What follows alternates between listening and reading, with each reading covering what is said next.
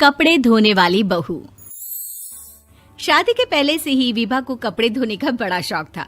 कभी नल के नीचे तो कभी तालाब के पास। अरे मेरी नीली वाली लुंगी नहीं दिख रही है। विभा की अम्मा, कहाँ रखी है लुंगी? अरे वो तो विभा ने परसों ही धोकर रखी थी आपकी अलमारी में, देखो वहीं होगी। वो ना मैंने आज धो दी, मुझे लगा कि गंदी हो गई होगी। अरे कैसे गंदी हो गई थी? उसे तो मैंने पहना भी नहीं। हे भगवान, इस लड़की के कपड़े धोने की आदत से परेशान हो गया हूँ मैं। जितना तो घर में राशन नहीं आता, उससे कहीं ज्यादा डिटर्जेंट पाउडर का खर्चा है। इसकी शादी करवा दो, शादी जाए अपने घर में ही करे काम, फिर चाहे घर के कपड़े धोने हो या पूरे गांव के। हाँ ठीक बोल रही हूँ, देखता हूँ मैं कोई लड़का। वो दिन भी आ जाता है जब विभा को देखने लड़के वाले आ जाते हैं। लड़की मुझे अच्छी लगी। होने वाली सास कहती है, बेटी अगर कुछ पूछना है तो पूछ लो। वैसे तो हमारी लड़की बहुत ही शर्मीली है, जो बोल दो वो मान लेती है, इसे क्या पूछना होगा। अरे कैसी बात कर रही हो माँ, मुझे इन लोगों के घर रहना है, सवाल तो कई है। हाँ हाँ बेटा, पूछ लो ना, क्या पूछना है। आप लोगों के घर कपड़े कौन धोता है? सास का मुंह बन जाता है।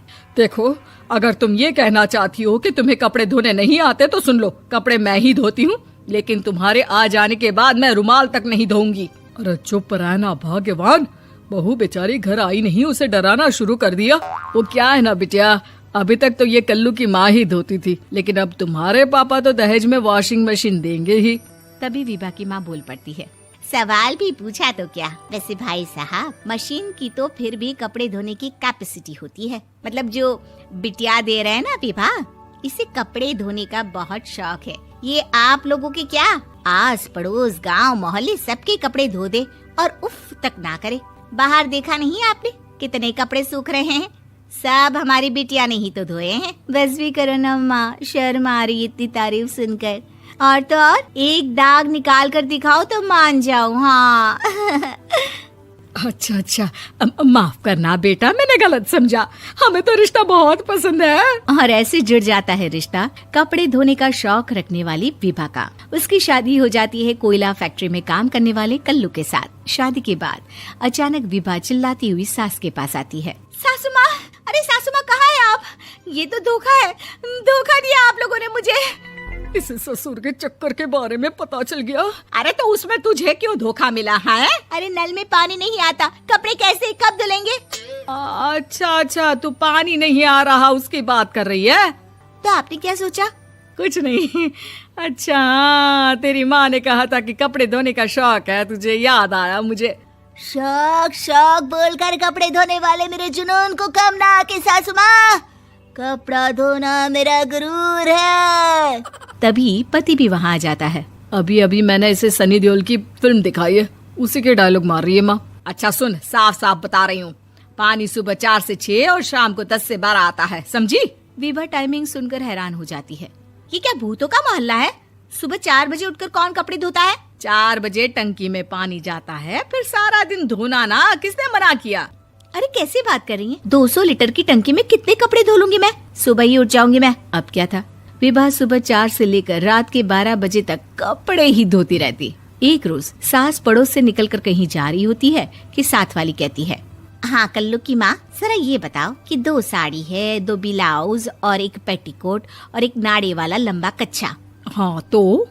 अरे तो क्या, कितना लोगी धुलाई ये बताओ। धोबन दिख रहे हैं हम क्या? हमारे पति सरकारी नौकरी से अभी रिटायर हुए हैं और बेटा सुपरवाइजर है कोयला फैक्ट्री में। धोबन समझ रखा है हमें? हाय रे कल्लू की अम्मा, माफ कर दो, वो तो मोहल्ले में यही सब बता रहे थे कि तुमने बहू को कपड़ा धुलवाने के काम में लगा दिया है। सास को पड़ोसन की बात सुनकर गुस्सा आ जाता है। वो घर पहुंचती है जहां घर के बाहर ही इतने सारे कपड़े सूख रहे होते हैं जितने कि किसी धोबन के घर पर। अरे ओ कल्लू की दुल्हन, बाहर निकल। माँ जी यहीं आ जाओ, बाथरूम में चादर धो रहे हैं हम। अरे अभी हम धोते हैं, तुमको बाहर निकलो। ये आस पड़ोस वाले बोल रहे हैं कि हम बहू से कपड़े धुलवा कर उसे कपड़ा धोने वाली बना दिए हैं। अरे छोड़ो ना माँ जी, किन लोगों की बातों में आती हो? आस पास के लोगों का तो काम ही होता है कि वो किसी तरह सास बहू को लड़ा दे। बहू सारे घर के कपड़े धोती है, ये क्या कम है? बोलिए। सास को भी लग जाता है कि वो बहू का ये सनकीपन नहीं छुड़वा सकती, इससे अच्छा है कि खुद ही चुप हो जाए।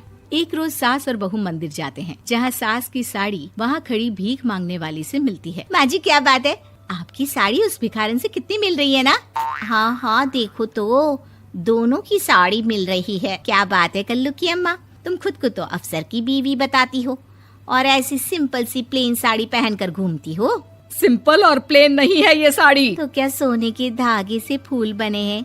कुछ भी सासू माँ, कुछ भी। हाँ बने थे इस साड़ी में सोने के धागे से फूल। मेरे पति लेकर आए थे मद्रास से स्पेशली मेरे लिए 10,000 की। ताहे भाई साहब इस भिखारन के लिए भी सेम टू सेम साड़ी लेकर आए होंगे 10,000 की। सास उस वक्त तो कुछ नहीं कहती, लेकिन बहू के साथ घर आती है और अलमारी से एल्बम निकाल कर लाती है। ये साड़ी देख रही है, ये वही साड़ी है जिसे मैंने अभी पहना था। इस साड़ी में ये जो चमकदार फूल दिख रहे हैं ना, ये सोने के धागों से काटे गए हैं। लेकिन तू लोकल वॉशिंग मशीन ब्रश से घिस घिस कर सारे फूलों को निकाल कर साड़ी प्लेन कर दी। मुझे माफ कर दीजिए सासू माँ। और तो और, जब मैंने तुझे तेरी गलती के लिए कुछ नहीं कहा, लेकिन तूने तो सबके सामने मेरा मजाक ही बना दिया। क्यों? बहू को समझ में आ जाता है कि अब से उसका कपड़े धोना बंद।